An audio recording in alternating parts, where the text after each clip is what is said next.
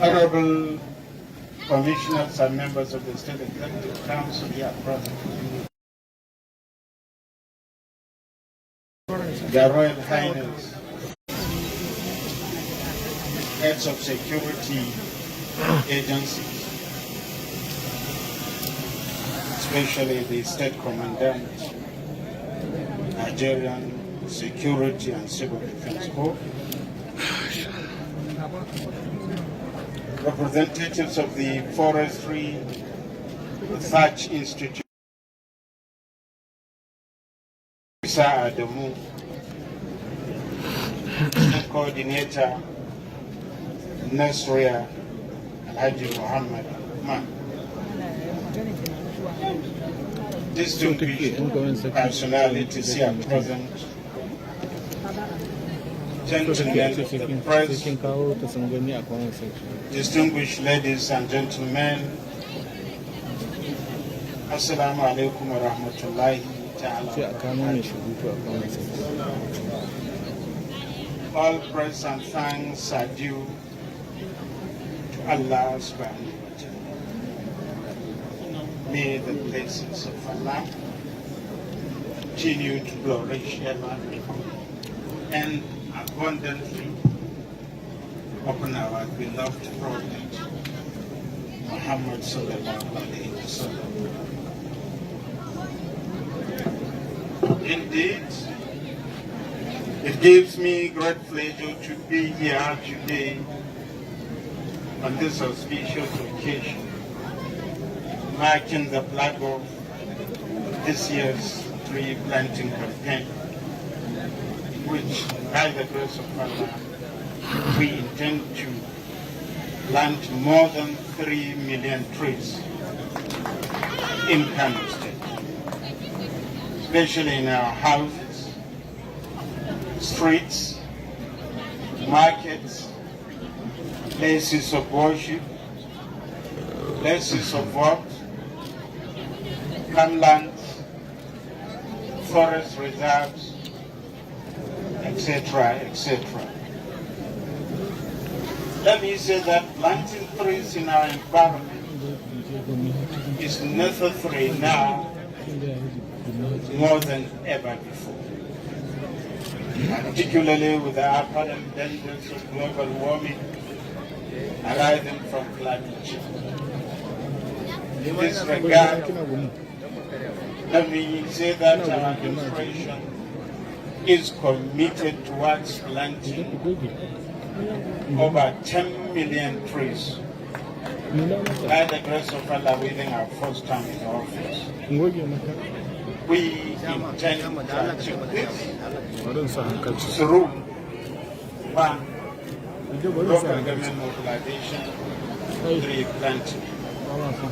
This was launched on Saturday, as was enumerated by the Commissioner of Environment in Kenya, where I was represented by the Deputy Governor, who also serves as the State Commissioner.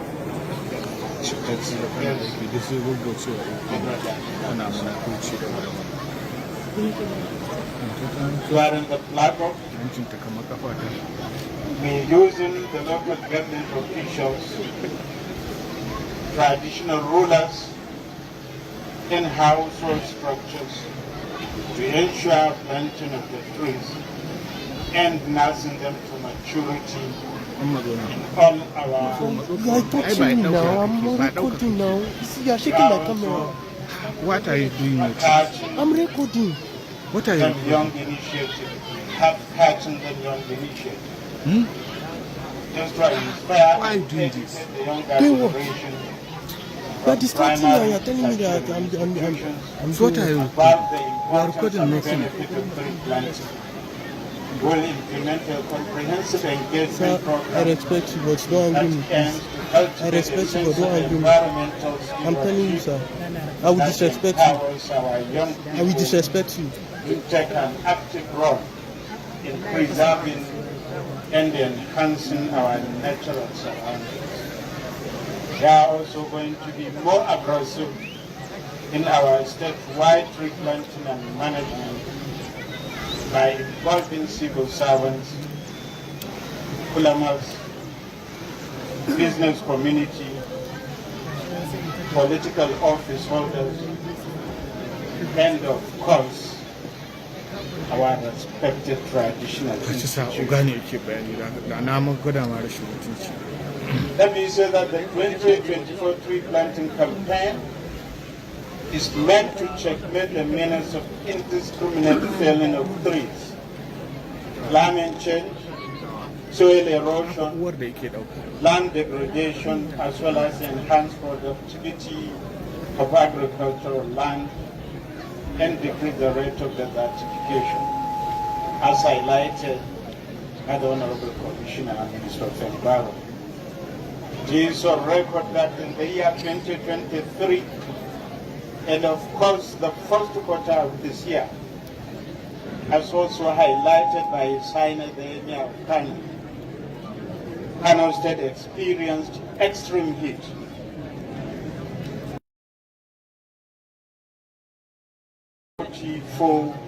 Degrees. This was partly attributed to inadequate trees, thereby having an adverse effect on the environment. Let me also reiterate here that as individuals or groups, we should inculcate the habit of planting trees in our minds and take the responsibility of preserving and managing of these trees, so that together we can achieve greener and cleaner environment.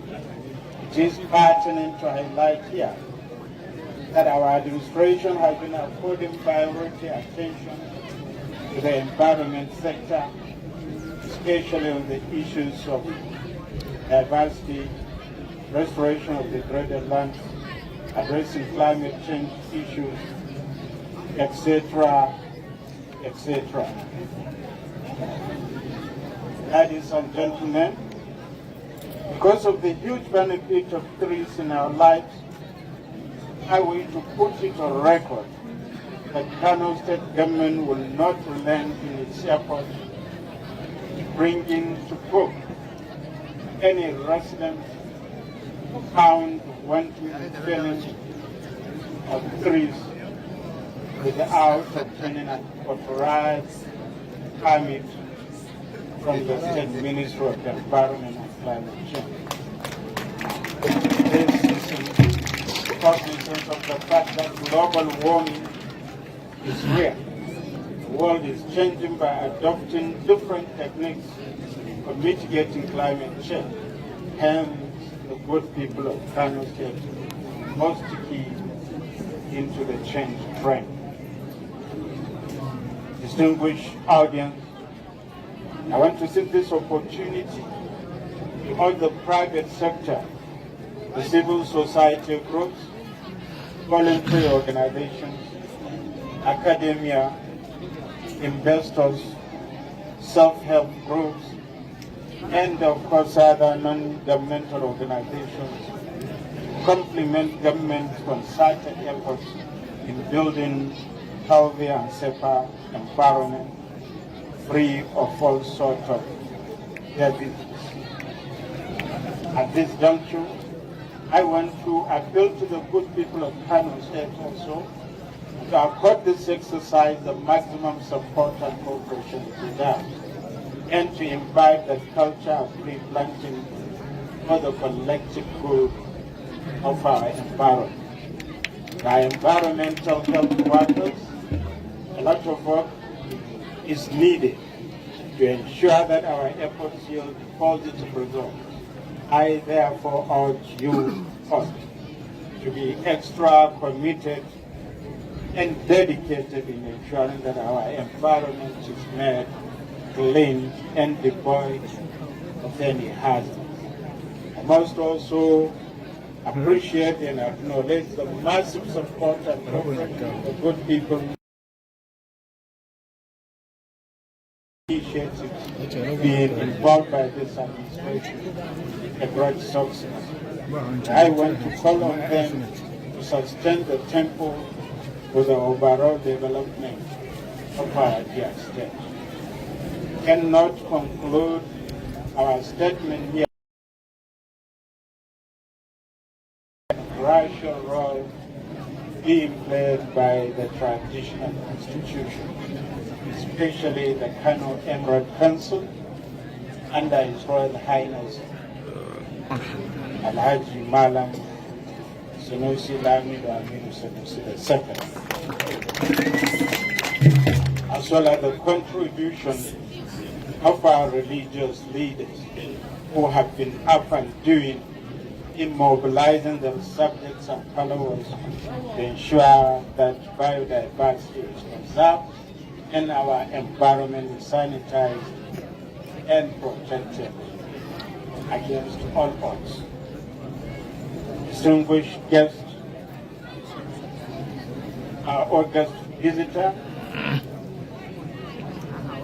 on this note, and in the name of Allah subhanahu wa ta'ala, I am launching the year 2024 tree planting campaign here at Kumtasia City. It is my ardent hope and prayer that the trees will be nursed and protected to survive for the benefit of our people. May Allah subhanahu wa ta'ala continue to protect Kano State and the Federal Republic of Nigeria. Wassalamu alaikum wa rahmatullahi wa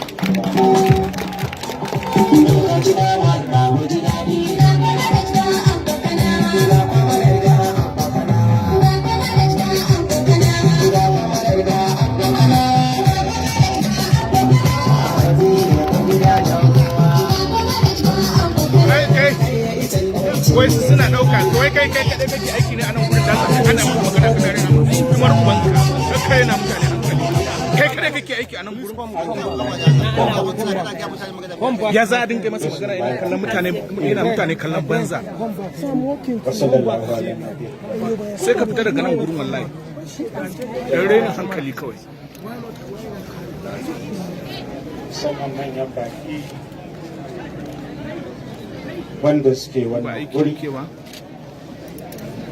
martaba sarkin Kano Yusuf da Sunusi,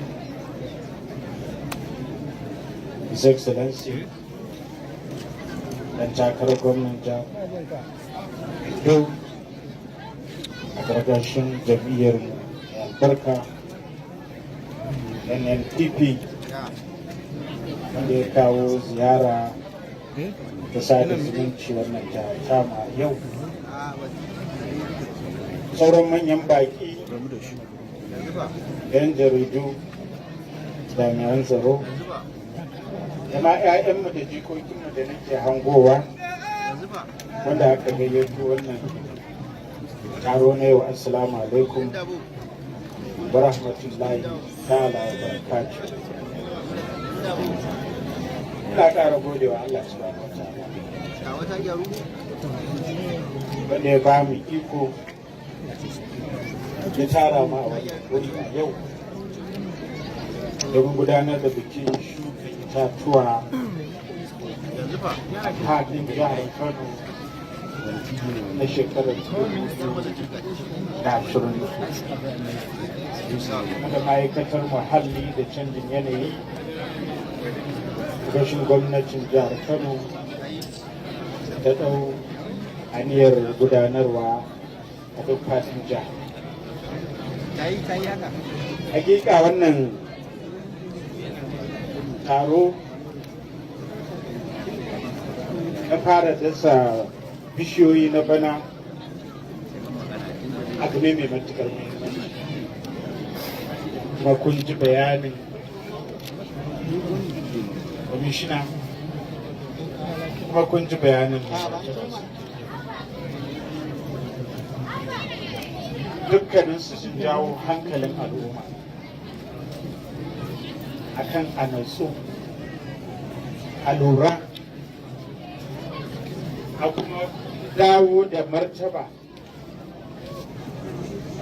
ba su ta al'ummar jihar Kano, musamman ta hanya na al'umma su fito gaba ɗaya a dawo da shuke-shuken bishiyoyi a gidaje, a ofisoshi, a asibitoci, a makarantu, a kamfanoni, a kan titina da dukkan inda ya kamata a shuka bishiyoyi. Kuma kun ji irin muhimmanci na shuka bishiyoyi wanda mai martaba sarkin Kano ya magana, ya yi muku jawabi akan muhimmancinsu. Haka mu a gwamnatance muna tabbatar muku da cewa mun fito domin mu tabbatar da cewa mun farfado da wannan al'amari na shuka bishiyoyi a duk inda ya kamata a faɗin ƙananan hukumomi a wannan za mu ci gaba da shi ne domin kaucewa yanayi na wannan lokaci da kwararowar hamada cikin wannan jiha tamu, da tabbatar da samun iska mai lafiya ingantacciya saboda shaƙa wanda al'umma suke yi, wanda wannan bishiyoyi suna taimakawa wajen kauda cututtuka da yawa na zamani, wanda da ba don haka ba aka samu al'umma da yawa suna asibitoci ko suna kwanta a gidajensu. Wannan shuka bishiyoyi ya zama dole a kan da kowane lokaci. Wannan lokaci shi ne wanda ya kamata al'umma su fito kwansu da kwarkwata su fara wannan shuke-shuke. Haka za ku ga yara ga sunan ɗan firamare da 'yan secondary wanda aka yi. Babban makasudin gayyato waɗannan yara ba wai su zo ne su ga gwamna ko su ga mai martaba sarki ba, ko su ji waƙar Abba gida ko su ji waƙar mai martaba sarki. Babban dalilin gayyato waɗannan yara shi ne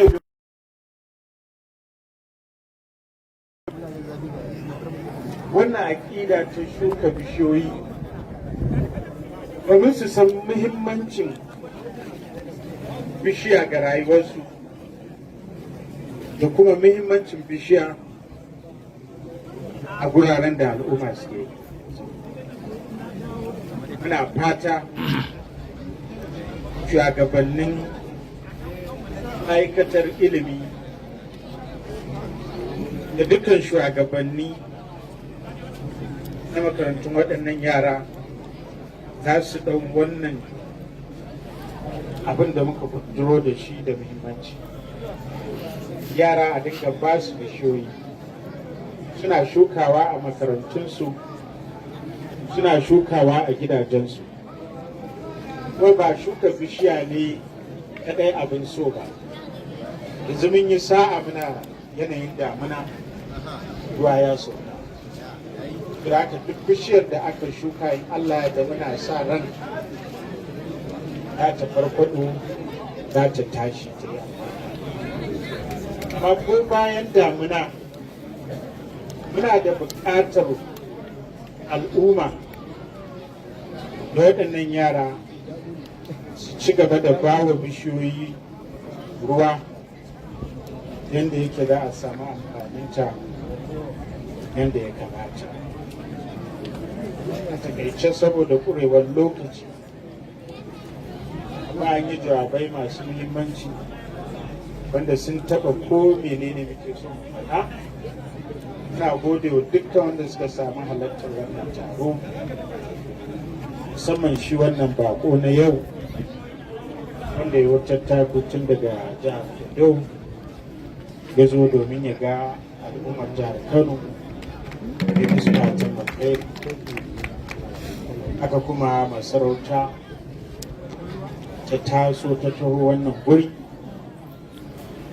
tare da dukkan 'yan majalisar sarki da manyan malamai, hatta 'yan ƙorosan nan da suka zo wannan guri muna yi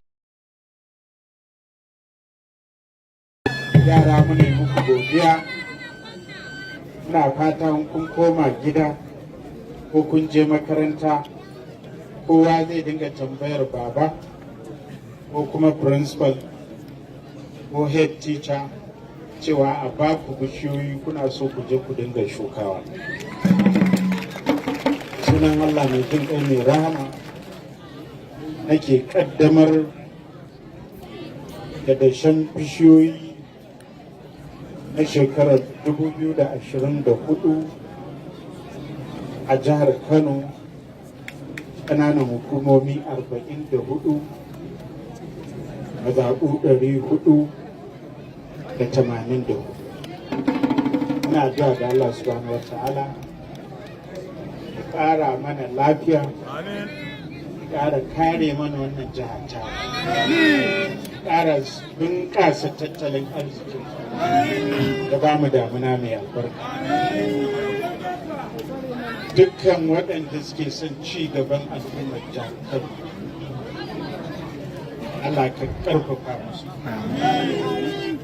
Wanda kuma ba sa son ci gaban al'ummar jihar Kano, Allah ga ka da su nan, mun bar su hannunka, mun san kai ne mai iko, kai ne kake yin abin da ka so a lokacin da ka so. Na gode, wassalamu alaikum.